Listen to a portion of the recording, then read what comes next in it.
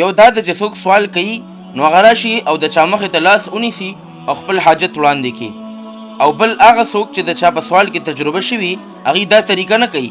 هغې اول چې د چا نه سوال کوي اول د هغه ښه ډېر تعریفونه بیان کړي، د هغې نه پس بیا د هغه د رحمدلۍ ذکر وکړي، او د هغې نه پس بیا د هغه له چې الله تعالی څه ورکړي دي، هغه له چې د هغه چې څونه مال جایداد دی د هغې تذکره وکړي، د هغې نه پس بیا خپله وفاداري بیان کړي او بیا د هغه نه سوال وکړي.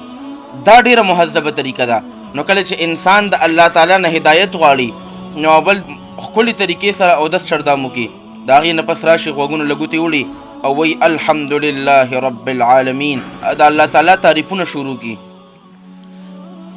نو هلته چې سوالګرې کور واله ته ور وډبوي او د هغې تعریفونه شروع کړي نو د هغه د خولې نه د هغه کور واله تعریف راوتو سره سره هغه کور واله ماشومانو له پیسې ورکړي، منډه دا بابا له ورکه. نو دلته هم چې څنګه انسان د الله تعالی تعریف شروع کوي د الله تعالی طرف نه رحم دې طرف ته متوجه شي، د الله تعالی ښه ډېر تعریف وشي الحمدلله رب العالمین. مخکې وایي الرحمن الرحیم، زه د یو سخي په دربار ولاړ یم، زه د هغه چا په دربار ولاړ یم چې رحمان هم دی رحیم هم دی.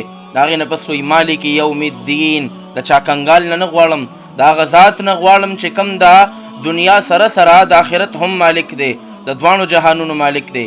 بیا وی ایاک نعبد و ایاک نستعین، زه خاص تا ته عبادت کوم او خاص تا نه مدد غواړم. ګوره دلته سائل په دوه قسمه دی، سوال کوونکي په دوه قسمه باندې دی.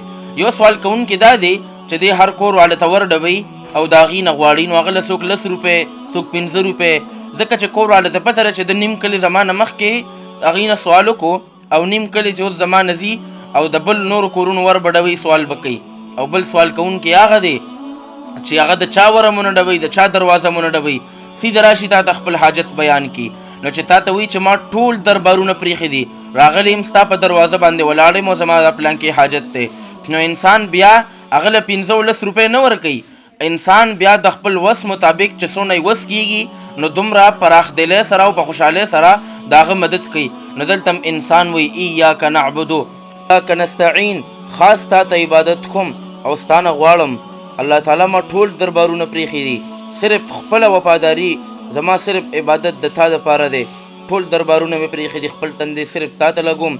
و ایاک نستعین، او خپله جولی صرف تا ته غواړم، بل له چا نه څه نه غواړم. مخکې وایي اهدنا الصراط المستقیم، ای رب زما ما ته نیغه لارو